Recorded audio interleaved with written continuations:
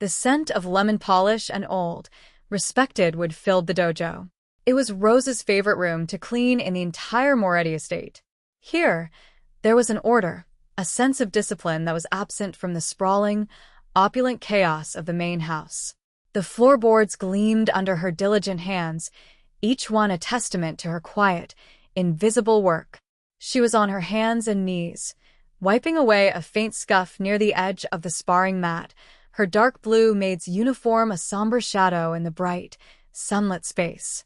Her body, full and soft, moved with an economy born of long practice, a grace no one ever bothered to notice.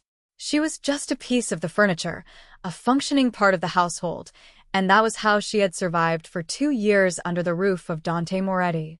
She heard his voice before she saw him, a low baritone that vibrated through the floor and upper spine. It was a voice accustomed to giving orders and never being questioned. "Marco, look at this. Such dedication. You don't see that anymore." Rose kept her head down, her focus locked on the wood grain. To look up was to invite notice, and notice from Dante Moretti was a dangerous currency. He was a man carved from shadow and steel, the undisputed king of a violent underworld she tried very hard to ignore.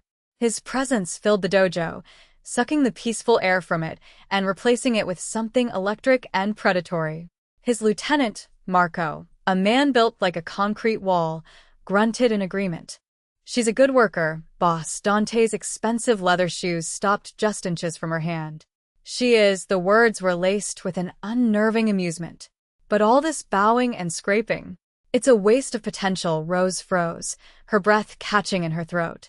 She could feel his gaze on her, a physical weight on the curve of her spine and the back of her neck. He was looking at her, really looking, and it felt like being pinned by a searchlight. "What do you mean, boss?" Marco asked, his own voice tight with confusion. A slow, cruel smile bled into Dante's tone. "I mean, we are in a dojo, a place of fighting, of honor." He took another step, circling her slowly. "She has the size for it, the stability." The words were a clear mockery of her weight, a casual jab meant to entertain him. Rose felt a familiar, hot flush of shame creep up her neck.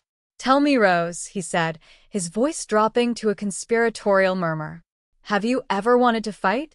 The question hung in the air, absurd and insulting. Marco coughed, a quiet warning. But Dante ignored him, his focus entirely on the woman kneeling at his feet. "I'm feeling generous. I need a warm-up before my session. How about it? You and me." 1 round. He made it sound like a grand joke, a magnanimous offer to a court jester. He expected her to stammer, to blush and refuse, to scurry away like the little mouse he thought she was. He expected to be entertained by her humiliation. But as Rose slowly lifted her head, her brown eyes meeting his dark, glittering ones, he saw something he did not expect. It was not fear. It was not shame. It was a cold, quiet fire that had been banked for a very long time. Rose pushed herself up from the floor, her joints protesting but her movements deliberate. She rose to her full height, a tall woman whose size was not a weakness, but a fact. She looked Dante Moretti directly in the eye, the most powerful and dangerous man she had ever known, and did not flinch.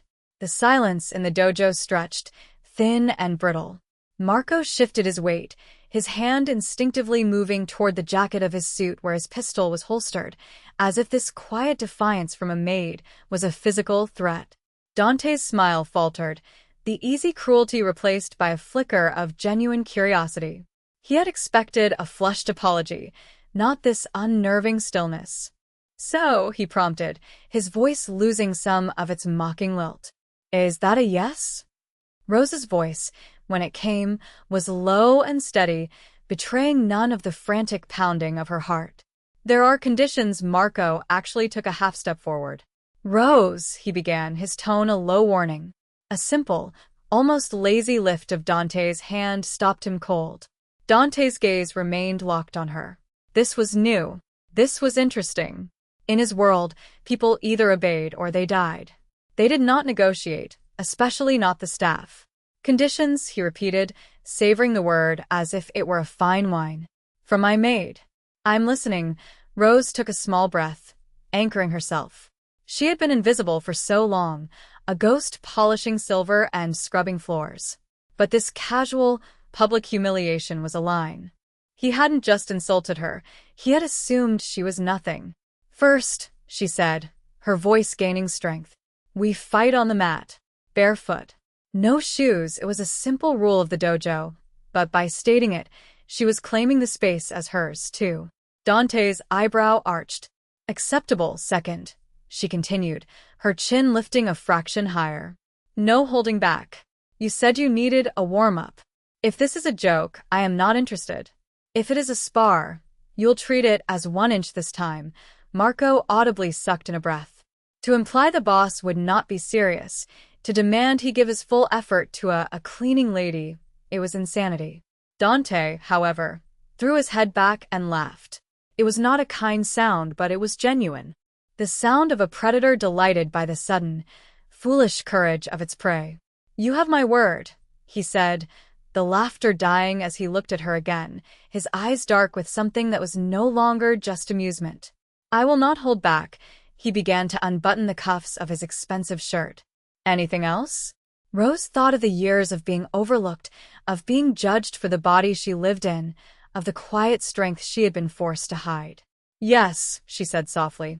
If I win, you will apologize. The dojo fell into a profound silence, broken only by the sound of Dante slowly, deliberately, rolling up his sleeves. The smile was gone from his face entirely, replaced by a look of sharp, dangerous focus. And if I win? He asked, his voice a silken threat. Rose met his gaze, without faltering. Then I will finish cleaning the floor. Dante stripped off his tailored jacket and shirt, tossing them to a stunned Marco, without looking away from Rose. He was left in a thin, dark t-shirt that clung to a physique built for violence and control. Every line of him was corded muscle and disciplined power. He was a weapon in human form. He kicked off his shoes and stepped onto the mat, his bare feet making no sound on the resilient surface. He moved with a boxer's fluid grace, a predator in his natural habitat. Rose, in contrast, felt a pang of self-consciousness in her plain, functional dress. She untied the strings of her white apron and folded it neatly, placing it on a nearby bench. Then, she slipped off her comfortable, worn-out shoes. When she stepped onto the mat, the familiar feel of it under her feet was like coming home. She closed her eyes for a single second, taking a deep, centering breath, and when she opened them again, the maid was gone. Her posture shifted. Her weight, which Dante had mocked, settled into a low, powerful stance.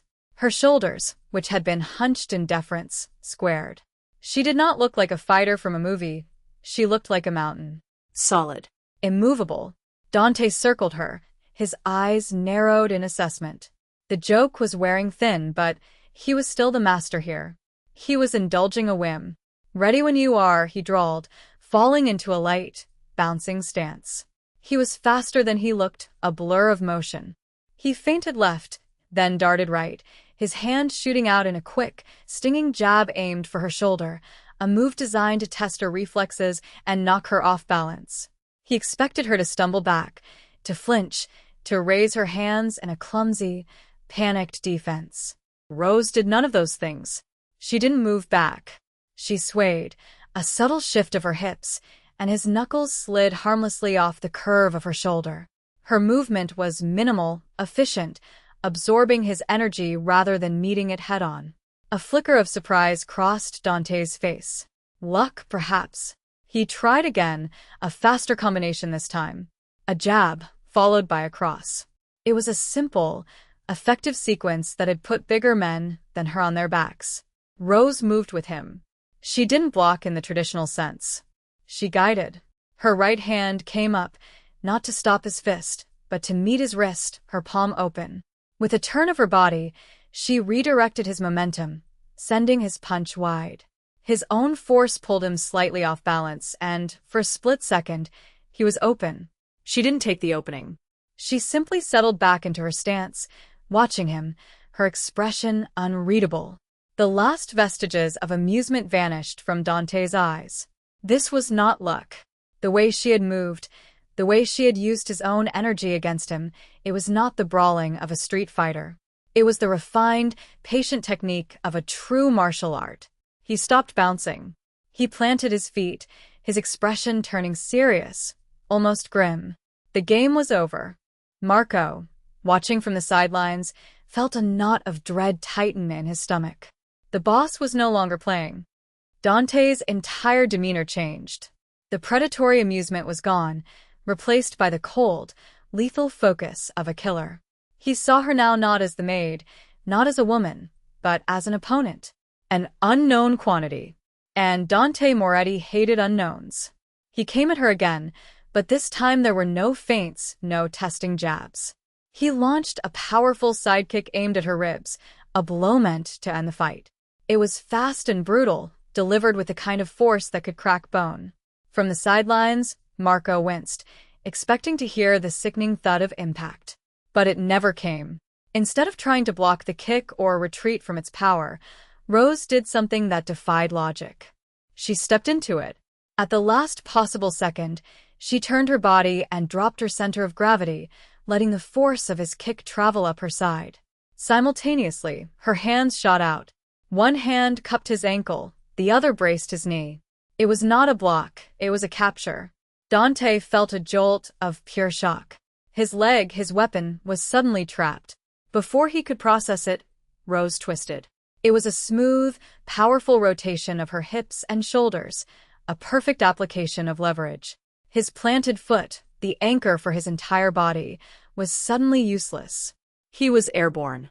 For a heart-stopping second, Dante Moretti, a man who had not been taken off his feet in a fight since he was a teenager, was flying through his own dojo. He landed hard on his back. The air exploded from his lungs in a sharp, involuntary gasp.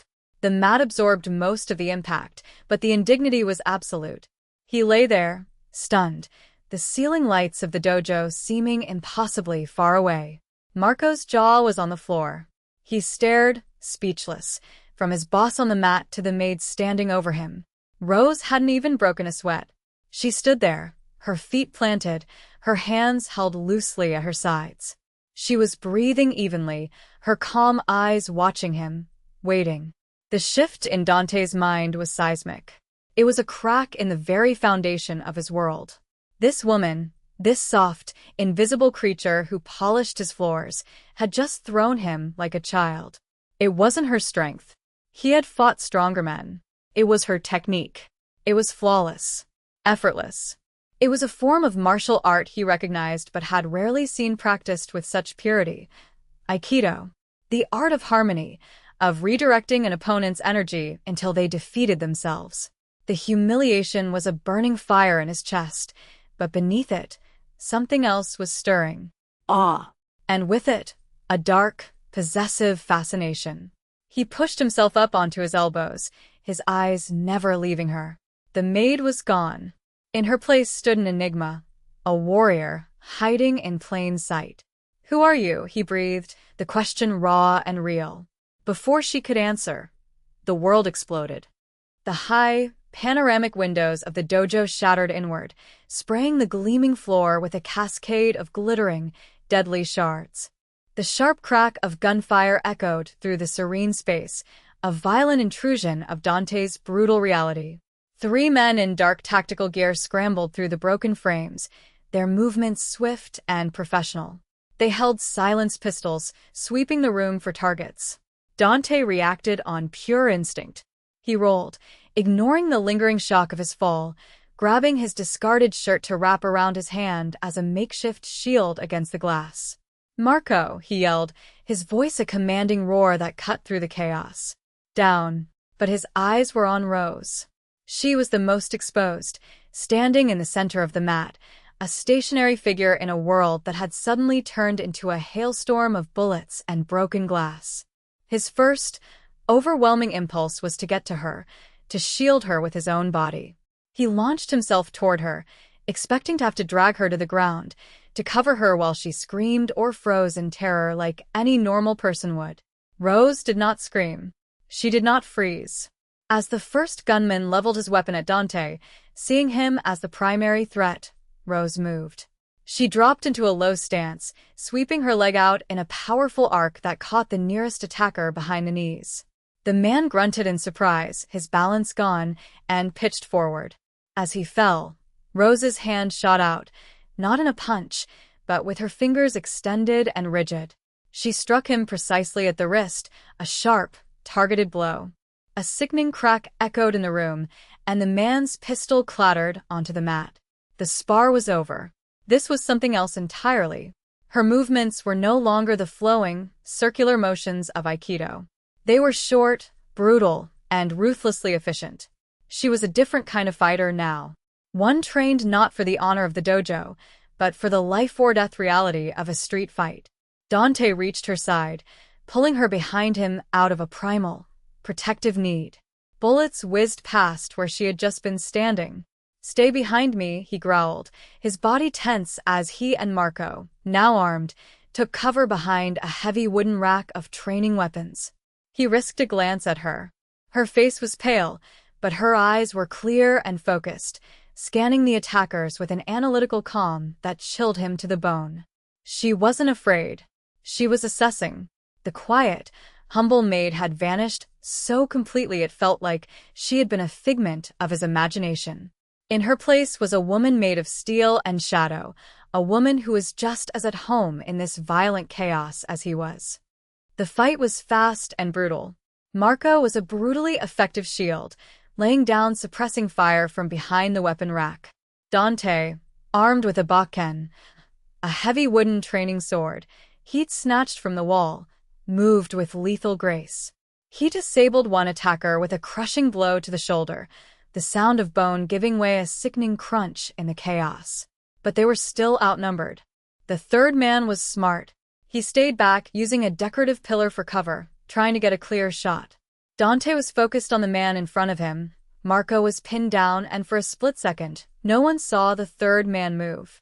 No one but Rose.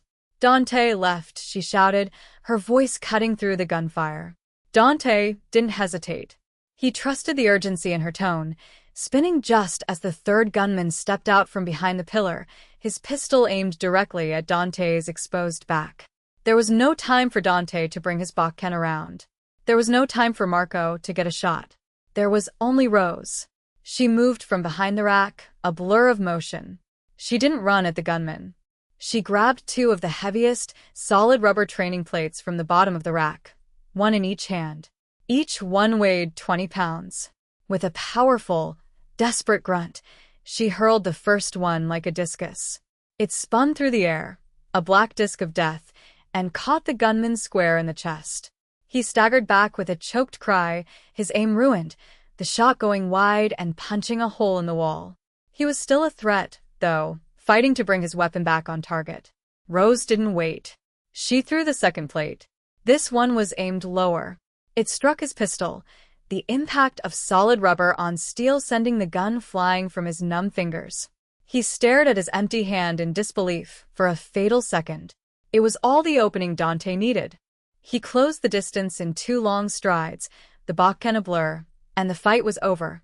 Silence descended upon the ruined dojo, thick and heavy, smelling of cordite and blood. Marco was breathing heavily, checking his weapon. Dante stood over the last attacker, his chest heaving, adrenaline singing in his veins. And then he turned. He looked at Rose. She was standing amidst the wreckage, her simple maid's dress smudged with dust, a small cut bleeding freely on her forearm from a shard of flying glass. She had a heavy rubber plate in her hand, ready to throw another. Her knuckles were white, but she hadn't flinched. She hadn't hidden. She had fought. She had saved him.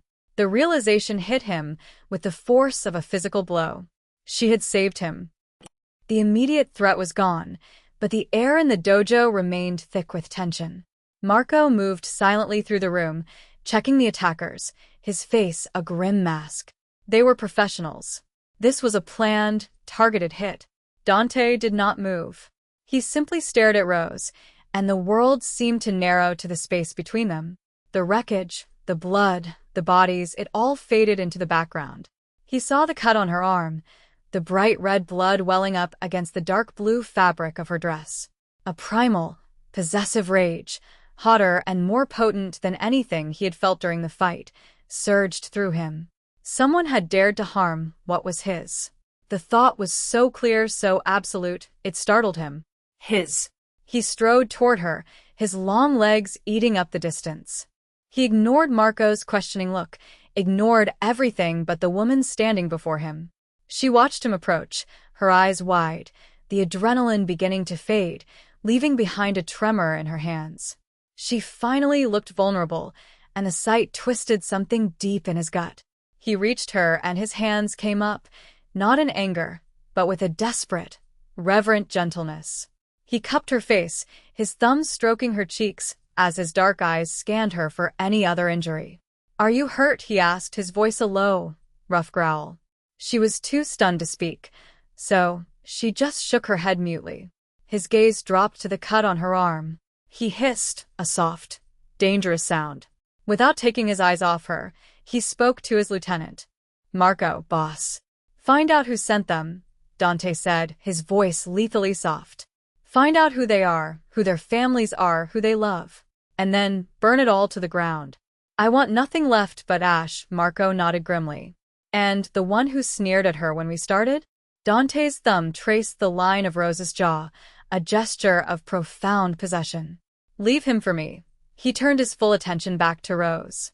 He lowered his head until his forehead was nearly touching hers, forcing her to meet his intense gaze. The world, he had decided, had been blind. They had looked at this woman and seen a servant. A joke. He had been the worst of them. But now he saw. He saw the steel in her spine, the fire in her soul, the warrior hidden beneath the soft curves of her body. "You are magnificent," he breathed, the words a raw confession. He leaned in closer, his lips brushing against her ear, a promise and a command all in one. "You will never kneel to clean another floor as long as you live. You belong to me now." Dante led her from the ruined dojo, his hand a firm, inescapable brand on the small of her back. He guided her through the silent, cavernous hallways of the estate, past staff who averted their eyes, their faces a mixture of fear and confusion at the sight of the boss escorting a disheveled maid with such focused intensity. He took her not to the infirmary, but to his private study, a room she had only ever entered to dust the bookshelves. It was a space of dark wood, worn leather, and the faint scent of whiskey and power. He sat her down in one of the plush leather armchairs that faced his imposing mahogany desk, a chair where rivals and lieutenants sat, but never the help. He then went to a small, concealed bar, retrieving a first aid kit. He knelt before her, ignoring the absurdity of the position. Dante Moretti knelt for no one. Yet here he was, on one knee before his maid, his expression one of grim concentration as he opened the kit. "Give me your arm," he commanded softly. Rose obeyed, her body moving on autopilot. Her mind was a whirlwind of shock and disbelief. The fight, the blood, his words in the dojo. "You belong to me now." He took her arm with impossible gentleness, his large, calloused fingers warm against her skin. He cleaned the cut with an antiseptic wipe, his touch careful, deliberate. The sting of the alcohol was nothing compared to the searing heat of his proximity. The silence in the room was a living thing, broken only by the soft sounds of him tending to her wound. "Where did you learn?" he asked finally, his voice low, not looking up from his task. "In the dojo. The way you moved, that was Aikido. But the rest, that was something else." Something harder. Rose swallowed, finding her voice. "My father," she said, the words feeling rusty in her throat. "He was a police officer. Before that, he was in the army. He taught me. He said the world wasn't kind to women, especially not to big women. He said I had to know how to be my own mountain, because no one else would move to protect me." Dante paused, his hands stilling. He slowly lifted his head, his dark eyes boring into hers. He heard the lifetime of pain and resilience packed into that simple explanation. Her father had taught her to be strong because he knew the world would see her as weak. The irony was a bitter pill. He, Dante, had been the embodiment of that cruel world just an hour ago. "He was a wise man," Dante said, his voice thick with an emotion she couldn't name. He finished bandaging her arm, his fingers lingering on her skin. He was wrong about one thing, though. He rose to his full height, looking down at her, his shadow falling over her. You are not a mountain that needs to protect itself. You are a fortress. And from now on, I am your walls, your gate, and the army that guards you. His intensity was overwhelming, a force of nature that promised to sweep her away. I want to know everything, he said, his voice dropping to a near whisper. Every secret you've ever kept. Everything you've ever hidden. I want to know the woman who brought me to my knees. He stood before her, a titan of power and danger, and all he seemed to see was her. It was terrifying and exhilarating all at once. For her entire life, she had tried to be smaller, to take up less space, to apologize for her very presence. Now this man, the most formidable person she had ever met, was looking at her as if she were the center of the universe.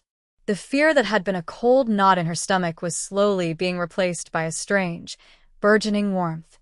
It was the feeling of being seen. Truly seen, perhaps for the first time. There isn't much to know, she murmured, looking down at her bandaged arm. I've just been surviving. No, he said, his voice firm, absolute. He reached down and took her hand, pulling her to her feet. She stood before him, the top of her head barely reaching his chin, yet she did not feel small. Surviving is over. From now on, you will live. He kept her hand in his thumb stroking over her knuckles. Your life as a maid in this house is finished. That person is gone. What will I do? She asked, the question filled with genuine uncertainty. You will do whatever you wish, he said simply. But you will do it from my side. You will stand with me. You will be seen with me. The world will learn to respect you. And if they're slow to learn, his eyes darkened, a flash of the ruthless killer she knew him to be. I will teach them the lesson. He released her hand and walked over to a wardrobe concealed behind a paneled wall. He opened it, revealing a collection of women's clothing, dresses, gowns, suits, all exquisite, all in a range of sizes. He had women here sometimes, she knew, but they were always fleeting. Ghosts of perfume and silk who were gone by morning. He pulled out a simple, elegant dress of deep emerald silk. He held it up against her. This will do for now, he said, his voice businesslike, but his eyes were full of a possessive heat. There is a bathroom through that door. Change. Then you and I are going to have dinner. It was not a request. It was the restructuring of her entire world, delivered as a simple command. He was erasing her past, her uniform, her invisibility, and rewriting her future. She took the dress, the silk cool and heavy in her hands. As she walked toward the bathroom, she felt his eyes on her back, a tangible, burning presence. It was no longer the gaze of a master on a servant. It was the gaze of a king who had just found his queen. When Rose emerged from the bathroom, she felt like a stranger in her own skin. The emerald silk dress clung to the generous curves of her body, not hiding them, but celebrating them. The fabric was soft against her skin, a world away from the starched, practical cotton of her uniform. Her hair, which she usually kept tied in a severe bun, was down, falling in soft waves around her shoulders. She looked in the mirror and saw not the maid, but a woman of substance and power. A woman she hadn't allowed herself to be in years. Dante was waiting for her, a glass of dark liquor in his hand. When he saw her, he stopped breathing. He had thought her magnificent in her simple dress, a warrior, hiding in plain sight. But now she was breathtaking. The color of the dress made her skin glow and her eyes shine. She held herself differently, the quiet confidence she'd shown on the mat now a steady, regal presence. He walked toward her, his eyes full of a raw, undisguised adoration that made her heart hammer against her ribs. He reached out and gently touched a strand of her hair. Bellissima, he whispered, the Italian word a caress. He offered her his arm. Come. The staff has prepared something for us. He led her to a private dining room with a table set for two, overlooking the city lights. He held her chair for her, a gesture of respect she had never been afforded. As they ate, he asked her questions. Not just about her fighting, but about her life, her dreams, the books she liked to read, the music she listened to when she was alone. He listened with an intensity that made her feel like her every word was the most important thing he had ever heard. The man who had mocked her hours ago was now hanging on her every syllable. He was unraveling the mystery of her, and in doing so, he was allowing her to unravel it for herself. After dinner, he led her to the grand balcony. The cool night air was a welcome balm. They stood in comfortable silence for a long moment, watching the glittering expanse of the city below. He came to stand behind her, his heat a comforting presence at her back. His arms came around her waist, pulling her back against his chest. He was solid and strong, a living wall of muscle and warmth. He rested his chin on her shoulder, his breath warm against her neck. "This is yours now, too," he murmured, his voice a low rumble against her spine. All of it, Rose leaned back into his embrace, a sense of peace settling over her for the first time in as long as she could remember. She was not his prisoner. She was not his possession in the way a car or a house was. She was his partner, his equal. He saw her strength not as a threat, but as a treasure. The wound of a lifetime of being invisible, of being judged and dismissed, was finally beginning to heal, soothed by the fierce, unwavering devotion of the one man who had looked at her and seen everything she was. "I was wrong today," he said quietly, his lips close to her ear. "I asked for a fight as a joke.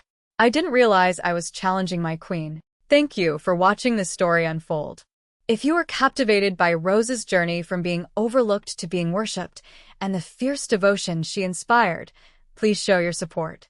Like this video, share it with someone who loves a story of empowerment, and subscribe to the channel for more tales of dark romance and hidden strength. Comment below with what you think Dante should do to the rival family who dared to attack his queen.